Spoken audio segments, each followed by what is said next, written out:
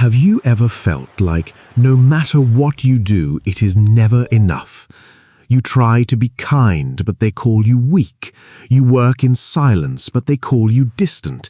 You speak your truth, but they twist your words.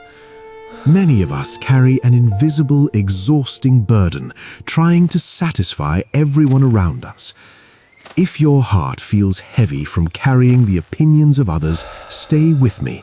This story is for you. In a small town nestled between rocky hills lived a young craftsman named Julian. Julian was a gifted woodcarver. His hands could shape raw timber into delicate art, but inside he carried a constant, burning anxiety. He had a sensitive heart in a world of critical eyes. Every morning before opening his workshop, he asked himself, "Will they approve of my work today? Was I polite enough? Did I bow low enough?" If a customer frowned, Julian spent the night replaying that single moment. If someone mocked his quiet nature, he forced a persona that wasn't his own.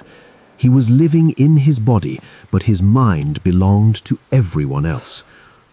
One year, the town decided to build a grand archway. Wanting desperately to earn their respect, Julian volunteered to carve the wooden panels. He poured his soul into the work, giving up sleep and working until his fingers bled. When he finished the first panel, an elder shook his head. "It is too delicate, it lacks strength." Julian broke it and restarted. He carved a second panel with bold, heavy lines. A merchant laughed. "It looks clumsy." Julian threw it into the fire. No matter how much he bent himself to suit their words, they only found more to criticize. One rainy evening, exhausted and broken, Julian collapsed among piles of ruined wood.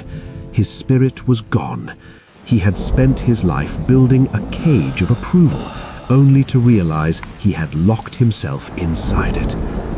As the rain softened, Master Thomas, an old stonecutter known for his unshakable calm, stepped into the shop. Without a word, Thomas picked up a shallow clay bowl filled with rainwater and dropped a small pebble into it.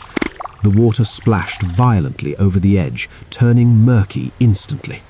Thomas spoke, his voice steady like stone. "Look at the shallow bowl, Julian. A single pebble ruins its clarity. That is how you live. Every criticism turns your mind into a chaotic storm." Then Thomas pointed to a deep stone well in the corner and dropped a heavy iron weight straight into it.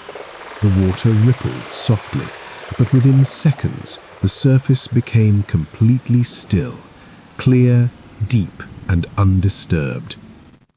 He looked down into the well. Now look at the well. A heavy weight fell into it, yet its nature did not change. The opinions of others are just stones. They only ruin your peace if you choose to be as shallow as that bowl. Julian stared at the calm water. Something deep inside him snapped into place.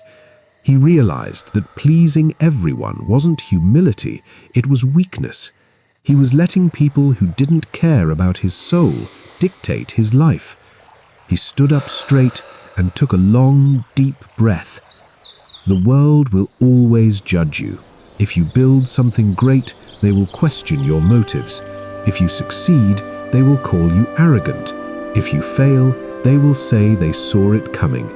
You cannot stop people from throwing stones into your life, but you can control how deep your inner water is.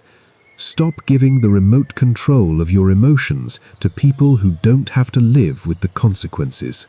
The next day, Julian carved the archway panel his own way, with raw, authentic passion. When townspeople passed by with their opinions, Julian simply smiled, nodded politely, and kept carving.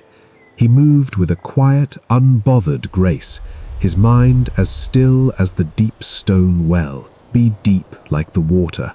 Let their words drop, sink, and disappear. If this story touched your heart, like, share, and subscribe. Leave a comment below with the word unbreakable if you are ready to reclaim your inner peace.